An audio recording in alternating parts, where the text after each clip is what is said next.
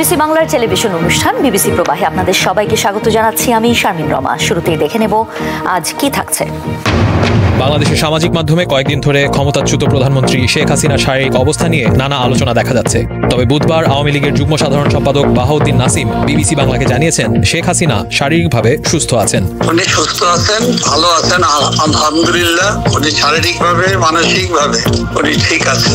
উনি ওনাকে হসপিটালে উনি যায় নাই, যাওয়ার কোনো সম্ভাবনাও ইনশাল্লাহ নেই। আওয়ামী লীগের ভেরিফাইড ফেসবুক পেজেও শেখ হাসিনার একটি অডিও বক্তব্য পোস্ট করা হয়, যেখানে তাকে সুস্থ আছেন বলে দাবি করতে শোনা গেছে। এদিকে এমন আলোচনার মধ্যে বুধবার সংবাদ সংস্থা রয়টার্স একটি প্রতিবেদন প্রকাশ করে, যেখানে শেখ হাসিনা তাদের প্রশ্নের উত্তর দিয়েছেন। ইমেইলের মাধ্যমে রয়টার্সের কিছু প্রশ্নের উত্তর দিয়েছেন তিনি। গত বছরের 5ই অগাস্ট গণ অভ্যুত্থানের মুখে বাংলাদেশ ছেড়ে চলে যাওয়ার পর এই প্রথম গণমাধ্যমের প্রশ্নের উত্তর দিয়েছেন শেখ হাসিনা। রয়টার্সের প্রশ্নের উত্তরে শেখ হাসিনা বলেছেন যে তার দলকে বাদ দিয়ে হওয়া নির্বাচনের মাধ্যমে যেই সরকারই গঠিত হোক, তাদের সময় তিনি দেশে ফিরবেন না এবং তিনি ভারতেই অবস্থান করবেন। রয়টার্সের ইমেইলের জবাবে তিনি দাবি করেছেন, আওয়ামী লীগকে আগামী বছরের নির্বাচনে অংশ নিতে না দেওয়া হলে দলটির লাখ লাখ সমর্থক এই নির্বাচন বয়কট করবে। তিনি বলেছেন, আওয়ামী লীগের ওপর নিষেধাজ্ঞা শুধু অন্যায্যই নয়, বরং আত্মঘাতী। পরবর্তী সরকারের অবশ্যই নির্বাচনী বৈধতা থাকতে হবে। আওয়ামী লীগের লাখ লাখ সমর্থক এমন পরিস্থিতি থাকলে ভোটে অংশ নেবে না। একটি কার্যকর রাজনৈতিক সিস্টেম চাইলে আপনি লাখ লাখ মানুষকে ভোটাধিকার থেকে বঞ্চিত করতে পারেন না। বর্তমানে বাংলাদেশের অন্তর্বর্তী সরকার আওয়ামী লীগের কার্যক্রম নিষিদ্ধ করলেও আসন্ন নির্বাচনে আওয়ামী লীগ অংশগ্রহণ করতে পারবে বলে আশা প্রকাশ করেন শেখ হাসিনা। ইমেইলে তিনি রয়টার্সকে জানিয়েছেন, আমরা আওয়ামী লীগের ভোটারদের অন্য দলকে সমর্থন করতে বলছি না। আমরা এখনও আশা করি শুভ বুদ্ধির উদয় হবে এবং আমরা নিজেরাই নির্বাচনে অংশ নেওয়ার সুযোগ পাব। তবে তিনি বা তার পক্ষে কেউ নির্বাচনে আওয়ামী লীগের অংশ নেওয়ার সুযোগের জন্য বাংলাদেশের কর্তৃপক্ষের সাথে নেপথ্যে আলোচনা করছেন কিনা সে বিষয়ে শেখ হাসিনা কিছু বলেননি। বাংলাদেশে শেখ হাসিনার বিরুদ্ধে 2024-এর ছাত্র জনতার আন্দোলনের সময় মানবতা বিরোধী অপরাধের অভিযোগ আনা হয়েছে। শেখ হাসিনা তার বিরুদ্ধে আনা এসব অভিযোগ প্রত্যাখ্যান করেছেন। তিনি বলেছেন, প্রাণঘাতী অস্ত্র ব্যবহার বা অন্য কথিত অপরাধের সাথে তার ব্যক্তিগত সংশ্লিষ্টতা ছিল না। ভবিষ্যতে তার পরিবার আওয়ামী লীগের সাথে সংশ্লিষ্ট নাও থাকতে পারে বলে ইঙ্গিত দেন তিনি। ইমেইলে তিনি রয়টার্সকে জানিয়েছেন, এটা আসলে আমার বা আমার পরিবারের ব্যাপার না। বাংলাদেশের জন্য আমরা সবাই যা চাই সেখানে সাংবিধানিক শাসন ও রাজনৈতিক স্থিতিশীলতা ফিরতে হবে। কোনো ব্যক্তি বা পরিবার আমাদের দেশের ভবিষ্যৎ নিয়ন্ত্রণ করতে পারে না। বাংলাদেশে গত বছরের 5ই ডিসেম্বর এক আদেশে শেখ হাসিনার সব ধরনের বিদ্বেষমূলক বক্তব্য গণমাধ্যম ও সামাজিক যোগাযোগ মাধ্যমে প্রচারে নিষেধাজ্ঞা দিয়েছে আন্তর্জাতিক অপরাধ ট্রাইব্যুনাল। একই সাথে শেখ হাসিনার আগের সব বিদ্বেষমূলক বক্তব্য সব মাধ্যম থেকে সরিয়ে ফেলতেও আদেশ দেওয়া হয়েছে। আওয়ামী লীগের কোটি কোটি সমর্থক আগামী বছরে ভোট বর্জন করবেন। আওয়ামী লীগকে জাতীয় নির্বাচনে অংশ নিতে না দেওয়ার প্রতিবাদে তারা এমন পদক্ষেপ নেবেন। বাংলাদেশের সাবেক প্রধানমন্ত্রী শেখ হাসিনা 29 অক্টোবর ভারতের নয়াদিল্লি থেকে বার্তা সংস্থা রয়টার্সকে দেওয়া এক বিশেষ সাক্ষাৎকারে এমন মন্তব্য করেছেন। 78 বছর বয়সী হাসিনা বলেন, আওয়ামী লীগকে বাদ দিয়ে কোনো নির্বাচনে নির্বাচিত সরকারের অধীনে আমি দেশে ফিরব না। 2024 সালের 5 আগস্ট প্রাণঘাতী ছাত্র আন্দোলনের পর শেখ হাসিনা ভারতে চলে যান। বর্তমানে তিনি সেখানেই অবস্থান করছেন। সাক্ষাৎকারে হাসিনা জানান, তিনি আপাতত ভারতেই থাকছেন। শেখ হাসিনার ক্ষমতাচ্যুতির পর নোবেল শান্তি পুরস্কার বিজয়ী অধ্যাপক মোহাম্মদ ইউনূসের নেতৃত্বে গঠিত একটি অন্তর্বর্তীকালীন সরকার বাংলাদেশ পরিচালনা করছে। সরকার জানিয়েছে, আগামী ফেব্রুয়ারিতে জাতীয় নির্বাচন অনুষ্ঠিত হবে। রয়টার্সকে শেখ হাসিনা বলেন, আওয়ামী লীগকে নিষিদ্ধ করা শুধু অন্যায় নয়, এটি আত্মঘাতী সিদ্ধান্ত। পরবর্তী সরকারকে জনগণের ভোটের বৈধতা অর্জন করতে হবে। কোটি কোটি মানুষ আওয়ামী লীগকে সমর্থন করে। আপনি যদি তাদের অধিকার কেড়ে নেন, তাহলে কোনো কার্যকর রাজনৈতিক ব্যবস্থা টিকবে না। রয়টার্সের প্রতিবেদনে বলা হয়, বাংলাদেশে নিবন্ধিত ভোটারের সংখ্যা প্রায় 12,60,00,000। বহু দশক ধরে আওয়ামী লীগ ও বিএনপি দেশের রাজনীতিতে মুখ্য ভূমিকা পালন করে আসছে। আগামী নির্বাচনে বিএনপি জয়ের পথে আছে বলেই মনে করা হচ্ছে। নির্বাচন কমিশন চলতি বছরের মে মাসে আওয়ামী লীগের নিবন্ধন স্থগিত করে। এর আগে ইউনূস সরকার জাতীয় নিরাপত্তার হুমকি ও দলীয় নেতাদের বিরুদ্ধে যুদ্ধাপরাধ তদন্তের অজুহাতে আওয়ামী লীগের সব রাজনৈতিক দলীয় কার্যক্রম নিষিদ্ধ ঘোষণা করে। হাসিনা বলেন, আমরা আমাদের ভোটারদের অন্য দলকে সমর্থন দিতে বলছি না। আমরা এখনো আশা করছি বিবেকবোধ জাগবে আর আমাদের নির্বাচনে অংশ নেওয়ার সুযোগ দেয়া হবে। তবে তিনি জানাননি আওয়ামী লীগকে নির্বাচনে অংশ নিতে দেওয়ার বিষয়ে তিনি বা তার দলের কেউ সরকারের সঙ্গে কোনো গোপন আলোচনায় আছেন কি না। রয়টার্স জানিয়েছে, ইউনূস সরকারের পক্ষ থেকে এ বিষয়ে কোনো মন্তব্য পাওয়া যায়নি। রয়টার্সের প্রতিবেদনে বলা হয়, শেখ হাসিনা বাংলাদেশের অর্থনীতিকে এগিয়ে নেওয়ার কৃতিত্ব পেলেও তার বিরুদ্ধে মানবাধিকার লঙ্ঘন ও ভিন্ন মত দমনের অভিযোগ রয়েছে। তিনি 2024 সালে টানা চতুর্থ মেয়াদে ক্ষমতায় আসেন। সেই নির্বাচনে প্রধান বিরোধী দল অংশ নেয়নি। তাদের অনেক নেতা তখন কারাগারে বা নির্বাসনে ছিলেন। বাংলাদেশের আন্তর্জাতিক অপরাধ ট্রাইব্যুনাল ইতোমধ্যে শেখ হাসিনার বিরুদ্ধে মানবতা বিরোধী অপরাধের মামলার শুনানি শেষ করেছে। 2024 সালে জুলাই থেকে আগস্টের মধ্যে ছাত্র আন্দোলনে সহিংস দমনপীড়নের ঘটনায় তার বিরুদ্ধে অভিযোগ গঠিত হয়েছে। জাতিসংঘের এক প্রতিবেদনে বলা হয়েছে, ওই সময় 15 জুলাই থেকে 5 আগস্ট পর্যন্ত সংঘর্ষে প্রায় 1400 জন নিহত হয়, আর কয়েক হাজার মানুষ আহত হয়, তাদের অধিকাংশই নিরাপত্তা বাহিনীর গুলিতে। এটি ছিল 1971 সালে স্বাধীনতা যুদ্ধের পর দেশের সবচেয়ে রক্তক্ষয়ী সহিংসতা। অভিযোগ রয়েছে, শেখ হাসিনা তার বিরোধী কর্মীদের গুম ও নির্যাতনের নির্দেশ দেন এবং গোপন আটক কেন্দ্রে এসব অপারেশন চালানো হয়। শেখ হাসিনা এসব অভিযোগ অস্বীকার করে বলেন, এগুলো সম্পূর্ণ রাজনৈতিক উদ্দেশ্য প্রণোদিত নাটক। এই আদালতগুলো প্রহসনমূলক, যেখানে রায় আগেই নির্ধারিত। আমাকে আত্মপক্ষ সমর্থনের ন্যূনতম সুযোগও দেওয়া হয়নি। বাংলাদেশের রাজনৈতিক অস্থিরতা সত্ত্বেও শেখ হাসিনা বলেন, আওয়ামী লীগ একসময় আবারও দেশের রাজনীতিতে ফিরে আসবে, সেটা সরকারে বা বিরোধী দলে যেভাবেই হোক। এখানে দলের নেতৃত্ব তার বা তার পরিবারের হাতে থাকতেই হবে এমন নয়। অবশ্য শেখ হাসিনার ছেলে ও উপদেষ্টা সজীব ওয়াজেদ গত বছর রয়টার্সকে বলেছিলেন, দল চাইলে তিনি নেতৃত্ব দেওয়ার বিষয়টি বিবেচনা করতে পারেন। এ বিষয়ে শেখ হাসিনা বলেন, এটা আমার বা আমার পরিবারের বিষয় নয়। বাংলাদেশের ভবিষ্যৎ নির্ভর করছে সংবিধান মেনে চলা ও রাজনৈতিক স্থিতিশীলতার উপর। কোনো এক ব্যক্তি বা পরিবার দেশের ভবিষ্যৎ নির্ধারণ করতে পারে না। রয়টার্সের প্রতিবেদনে বলা হয়, 1975 সালের 15 আগস্ট এক সামরিক অভ্যুত্থানে শেখ হাসিনার বাবা বঙ্গবন্ধু শেখ মুজিবুর রহমান ও তার 3 ভাই নিহত হন। সে সময় হাসিনা ও তার বোন রেহানা বিদেশে ছিলেন। হাসিনা বলেন, আমি দিল্লিতে স্বাধীনভাবে বসবাস করছি, কিন্তু পারিবারিক ইতিহাসের কারণে সবসময় সতর্ক থাকতে হয়। রয়টার্স জানায়, কিছুদিন আগে দিল্লির লোধি গার্ডেনে হাঁটতে দেখা গেছে শেখ হাসিনাকে। তার সঙ্গে ছিলেন 2 জন দেহরক্ষী। কেউ চিনে ফেললে তিনি কেবল মাথা নেড়ে অভিবাদন জানিয়েছেন। শেখ হাসিনা বলেন, আমি অবশ্যই দেশে ফিরতে চাই যদি সেখানে বৈধ সরকার থাকে, সংবিধান রক্ষা করা হয় এবং সত্যিকারের আইন শৃঙ্খলা প্রতিষ্ঠিত হয়। শেখ হাসিনার ক্ষমতাচ্যুতির পর বাংলাদেশে আওয়ামী লীগ কর্মীদের উপর হামলার ঘটনা ঘটলেও পরে পরিস্থিতি তুলনামূলক শান্ত হয়ে আসে। তবে চলতি মাসের শুরুতে জুলাই সনদ স্বাক্ষরের সময় আবারও সংঘর্ষ ছড়িয়ে পড়ে। জুলাই সনদ বাস্তবায়নের উপায় নিয়ে ঐক্যমত্য কমিশনের সুপারিশ জমা পড়ার পর সরগরম রাজনৈতিক অঙ্গন। প্রকাশ্যে সরকার ও কমিশনের সমালোচনা করছে বিএনপি। নির্বাচনের ব্যর্থ হলে দায় ইউনূস সরকারকে নিতে হবে বলেও হুঁশিয়ারি এসেছে। এনসিপি বলছে, জুলাই সনদ বাস্তবায়ন ও গণহত্যার বিচার না হওয়া পর্যন্ত ফেব্রুয়ারিতে জাতীয় নির্বাচন আয়োজন সম্ভব নয়। সরকারও বলছে, নির্বাচন বানচালে আক্রমণ আসতে পারে হঠাৎ করে। তবে কি নির্বাচন ঘিরে যে শঙ্কা তা ঘনীভূত হচ্ছে, নাকি সবই পরিস্থিতি মোকাবিলার কৌশল? একদিন আগে মঙ্গলবার রাজধানীর ফরেন সার্ভিস একাডেমিতে সংবাদ সম্মেলন করেন জাতীয় ঐক্যমত্য কমিশনের সহসভাপতি ডক্টর আলী রিয়াজ।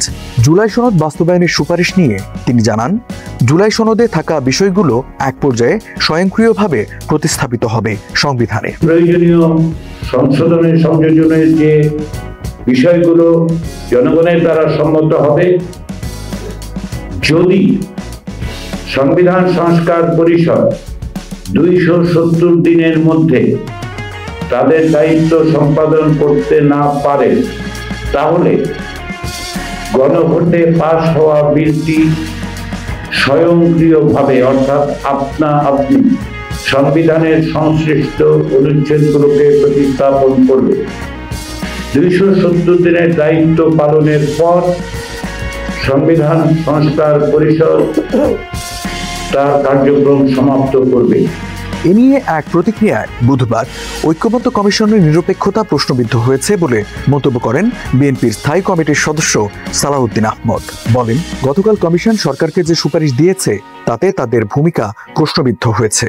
গত 17 অক্টোবর জাতীয় ঐক্যমত্য কমিশনের সুপারিশে স্বাক্ষরিত জুলাই সনদের পূর্ণ প্রতিফলন ঘটেনি। ঐক্যমত্য কমিশন, সরকার এবং আরও 2-3টি রাজনৈতিক দল এখন একই পক্ষে অবস্থান নিয়েছে, যা রেফারির নিরপেক্ষ ভূমিকার পরিপন্থী। রেফারিকে আমরা কখনো গোল দিতে দেখিনি, কিন্তু এখন মনে হচ্ছে ঐক্যমত্য কমিশন, সরকার এবং আরও 2-3টি রাজনৈতিক দল একই পক্ষ। গণঅভ্যুত্থানে নেতৃত্ব দেওয়ার শক্তির মধ্যে বিভক্তি সৃষ্টি নিয়ে সতর্ক করে আসছিলেন বিএনপির মহাসচিব মির্জা ফখরুল ইসলাম আলমগীর। কমিশনের সুপারিশ সেই শঙ্কা আরও প্রকট করেছে বলে মনে করছেন তিনি। বলেন, নির্বাচনের ব্যত্যয় হলে দায় দায়িত্ব বহন করতে হবে ডক্টর ইউনূসের সরকারকে। আমি অন্তর্বর্তীকালীন সরকারের প্রধান উপদেষ্টার দৃষ্টি আকর্ষণ করে বলতে চাই, আপনি কিন্তু এবার আপনি জনগণের সঙ্গে কিন্তু প্রতিশ্রুতিবদ্ধ, ওয়াদাবদ্ধ যে আপনি এখানে সত্যিকার অর্থে যেটুকু সংস্কার দরকার সেই সংস্কারগুলো করে আপনি জনগণের যে কাছে গ্রহণযোগ্য নির্বাচন দেবেন, সেই নির্বাচনের মধ্যে দিয়ে পার্লামেন্ট আসবে, এই পার্লামেন্ট এই দেশের সম্পর্কগুলোর সমাধান। সুতরাং আজকে যদি এর থেকে কোনো ব্যত্যয় ঘটে, এর থেকে বাইরে যদি যান, তার দায় দায়িত্ব সম্পূর্ণ আপনাকেই বহন। বিএনপি নেতাদের এসব কড়া বার্তার মধ্যেই শেখ হাসিনার সাক্ষাৎকার প্রকাশ্যে আনে বিদেশি কিছু সংবাদ মাধ্যম। রয়টার্স, এএফপি ও যুক্তরাজ্য ভিত্তিক দ্য ইন্ডিপেন্ডেন্টে প্রকাশিত সাক্ষাৎকারে শেখ হাসিনা আগামী নির্বাচন, বিচার ও দেশে ফেরা নিয়ে কথা বলেন। জানান, দেশে আওয়ামী লীগের নেতৃত্ব পরিবারের উপর নির্ভর করবে না। আগামীতে সরকার বা বিরোধী দল হয়ে দেশের রাজনীতিতে ফিরবে আওয়ামী লীগ। দলটিকে নির্বাচনে অংশ নেওয়া নিষিদ্ধ করার পর লাখ লাখ সমর্থক আগামী জাতীয় নির্বাচন বর্জন করবেন।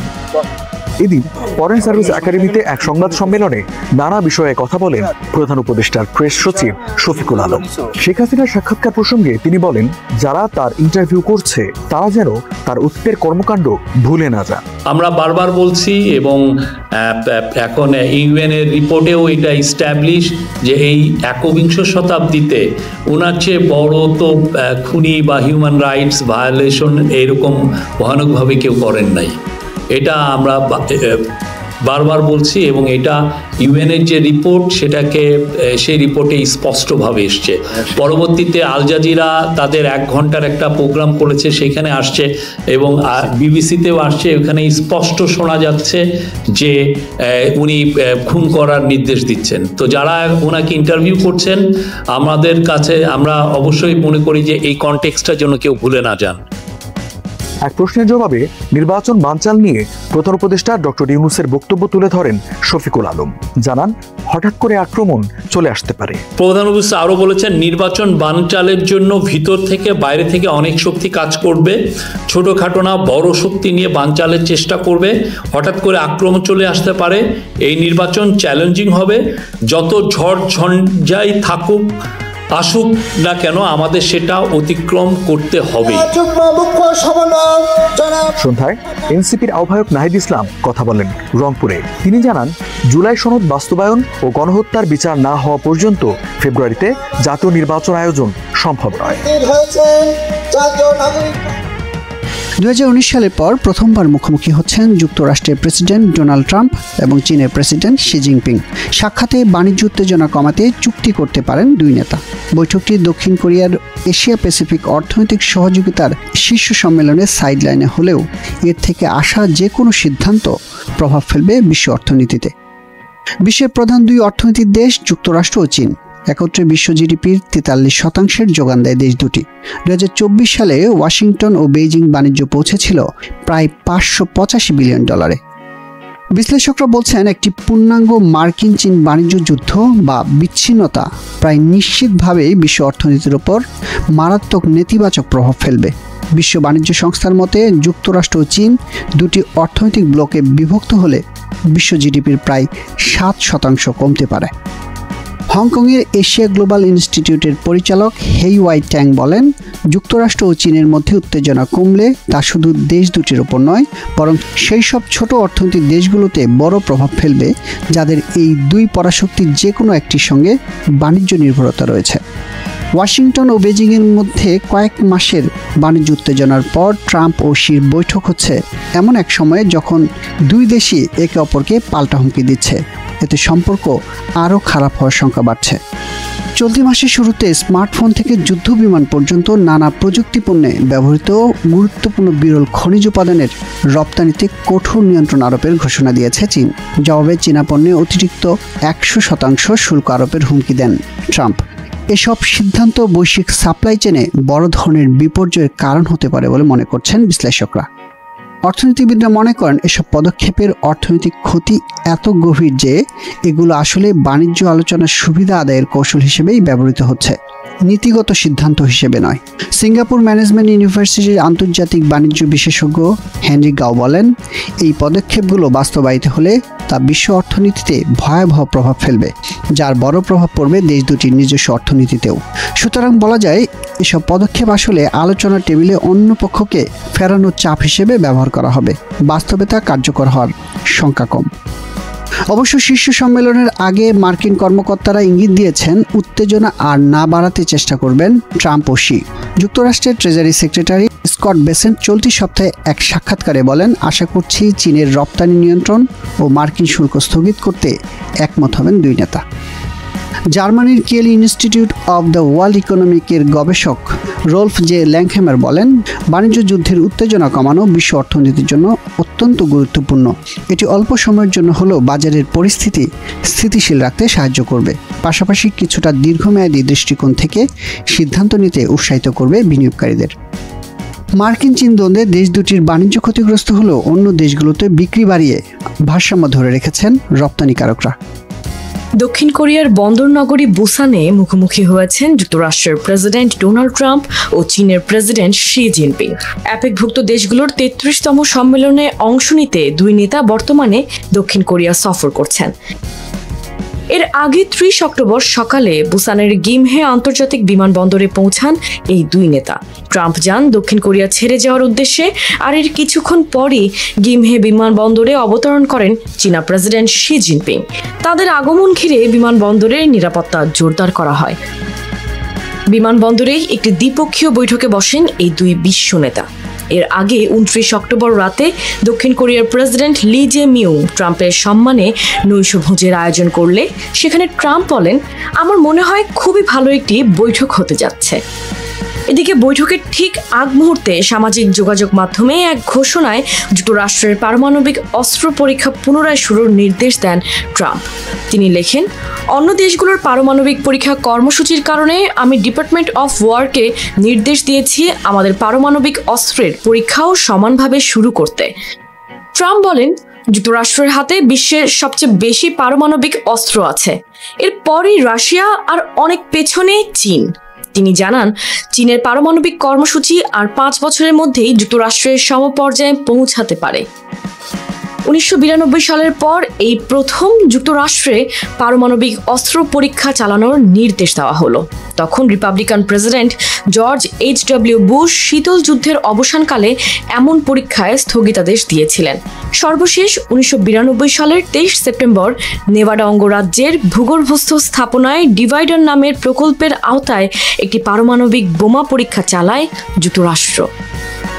যুক্তরাষ্ট্রের দীর্ঘদিনের নীতিতে বড় পরিবর্তনের ইঙ্গিত দিচ্ছে ট্রাম্পের এই নির্দেশ। বৈঠকে বসার ঠিক আগে এমন বার্তা প্রকাশ করে ওয়াশিংটন নতুন এক পরমাণু প্রতিযোগিতার সূচনা করছে কিনা তা নিয়েও আলোচনায় সরগরম এখন আন্তর্জাতিক অঙ্গন।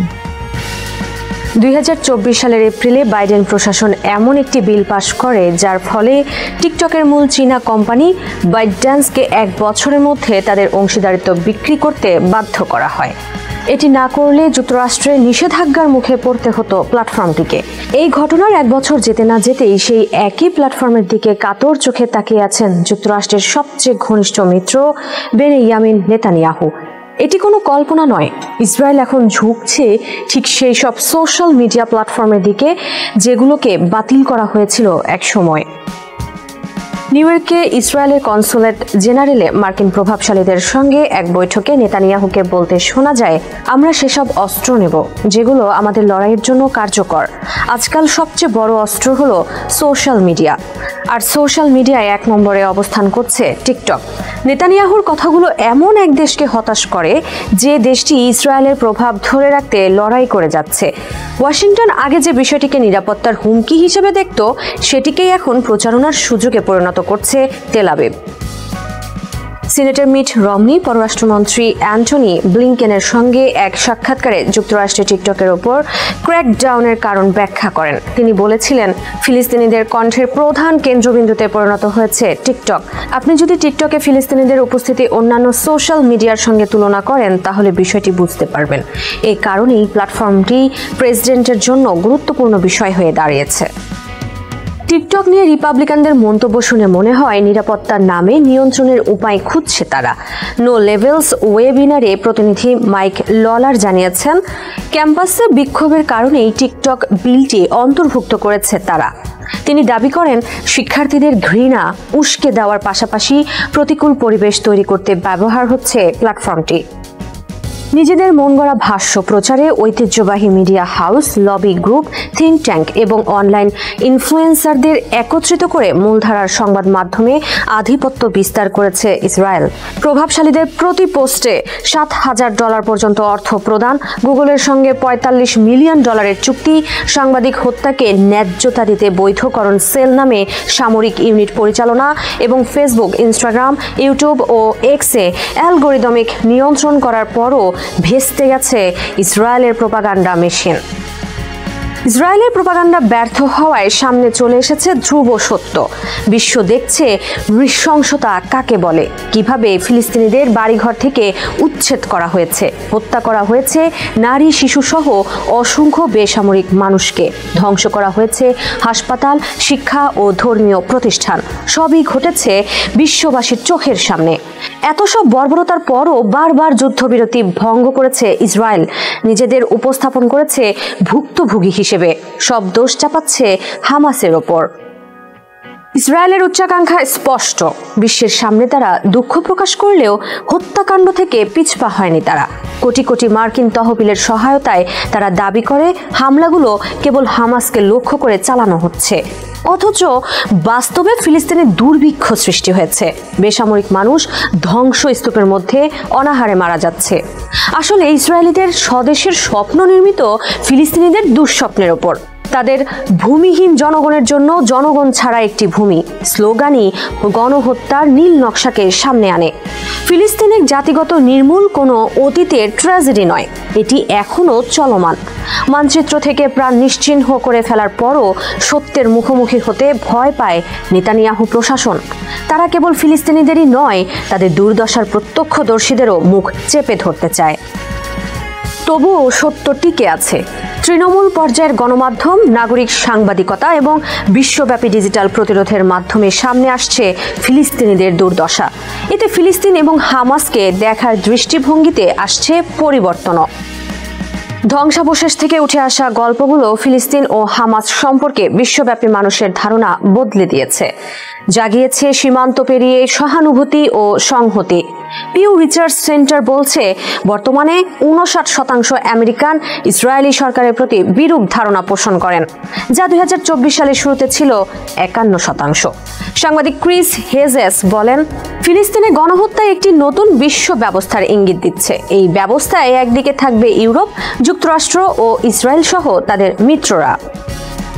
এই পরিবর্তন স্পষ্ট। রাস্তার প্রতিবাদ ও ক্যাম্পাস আন্দোলন থেকে শুরু করে রাষ্ট্রীয় স্বীকৃতি এবং কূটনৈতিক বিবৃতিতে বিশ্ব এখন আর ইসরায়েলের ন্যারেটিভ অন্ধভাবে মেনে নিচ্ছে না। অবশ্য এখন আর পিছু হটার সুযোগ নেই। নতুন মাধ্যম বা অন্য প্ল্যাটফর্ম ব্যবহার করে মিথ্যা প্রচারের যে কোনো প্রচেষ্টা ব্যর্থ হবে। সত্য প্রত্যক্ষ করতে শুরু করেছে বিশ্ব, যা এড়াতে পারবে না বেনিয়ামিন নেতানিয়াহু সরকার। ভারত পাকিস্তান 4 দিনের রক্তক্ষয়ী যুদ্ধ থামালেও ক্ষয়ক্ষতির হিসাব নিয়ে প্রায়শই তর্কে জড়ায় দুই দেশ। পাকিস্তান শুরু থেকেই দাবি করে আসছে ভারতের 6টি যুদ্ধ বিমান ভূপাতিত করেছে তারা। বিপরীতে ভারতের বিমান বাহিনী প্রধান এয়ার চিফ মার্শাল এপি সিয়ং এর দাবি, পাকিস্তানের 11 থেকে 12টি বিমানকে নিষ্ক্রিয় করেছে তারা। এ নিয়ে দুদেশের পাল্টাপাল্টি অভিযোগের মধ্যেই এবার বোমা ফাটিয়েছেন মার্কিন প্রেসিডেন্ট ডোনাল্ড ট্রাম্প। টোকিও সফরে ট্রাম্প জানিয়েছে, ভারত পাকিস্তান সংঘাতে 7টি নতুন ও সুন্দর যুদ্ধ বিমান ভূপাতিত হওয়ার কথা। যা এখন রীতিমতো হটকেক। টোকিওতে মার্কিন ও জাপানি ব্যবসায়ী নেতাদের সঙ্গে এক নৈশভোজে ভারত পাকিস্তানের মে মাসের 4 দিনের যুদ্ধ নিয়ে ট্রাম্প বলেন, ভারত ও পাকিস্তান একে অপরের বিরুদ্ধে লড়াই করছিল। তখন 7টি নতুন যুদ্ধবিমান ধ্বংস হয়েছে। আমি তখন নরেন্দ্র মোদী, শেহবাজ শরীফ ও ফিল্ড মার্শাল আসিম মুনিরকে বলেছিলাম, আপনারা যদি লড়াই চালিয়ে যান, আমরা আপনাদের সঙ্গে কোনো বাণিজ্য করব না। যদিও বক্তব্যে বিমানগুলো কোন দেশের সে ব্যাপারে কোনো মন্তব্য করেননি ট্রাম্প। অর্থাৎ ট্রাম্পের ভাষ্য, তার বাণিজ্য হুমকির পরেই যুদ্ধবিরতি চুক্তিতে রাজি হয় 2 দেশ, যদিও এমন দাবি শুরু থেকেই অস্বীকার করে এসেছে দিল্লি। যুদ্ধবিরতিকে নিজেদের নিজস্ব কূটনৈতিক উদ্যোগের ফল হিসেবে সবসময় জানিয়ে এসেছে মোদী সরকার। বিপরীতে যুদ্ধবিরতির মধ্যস্থতাকারী হিসেবে ট্রাম্পকে কৃতিত্ব দিয়েছে ইসলামাবাদ। সেই সঙ্গে শান্তি প্রতিষ্ঠার কৃতিত্ব হিসেবে ট্রাম্পকে নোবেল শান্তি পুরস্কারের জন্য মনোনীত করেন শেহবাজ শরীফ। গত 22 এপ্রিল কাশ্মীরে 26 পর্যটক নিহতের ঘটনাকে কেন্দ্র করে 7 মে পাকিস্তানে অভিযান চালায় ভারত। তাৎক্ষণিক যার জবাব দেয় পাকিস্তান। বিশেষজ্ঞদের মতে আকাশপথে দুদেশের ঘণ্টা খানেকের ওই যুদ্ধে দুদেশেরই প্রায় 110টি যুদ্ধবিমান অংশ নেয়, যা কিনা সাম্প্রতিক দশকগুলোর মধ্যে আকাশের সবচেয়ে বড় যুদ্ধ। সেই যুদ্ধে ক্ষয়ক্ষতির খতিয়ানই এবার সামনে এনেছেন ট্রাম্প। অবশ্য শুধু ভারত পাকিস্তান নয়, বাণিজ্য স্থগিতের হুমকি দিয়ে Azerbaijan, Armenia, Thailand, Cambodia, Serbia, Kosovo, Israel, Iran, মিশর, ইথিওপিয়া ও রুয়ান্ডা কঙ্গোর সংঘাত ঠেকানোর দাবিও করেছেন ট্রাম্প। সবাইকে শুভকামনা জানিয়ে আমি শারমিন রমা আজ এখানেই বিদায় নিচ্ছি। ভালো থাকবেন।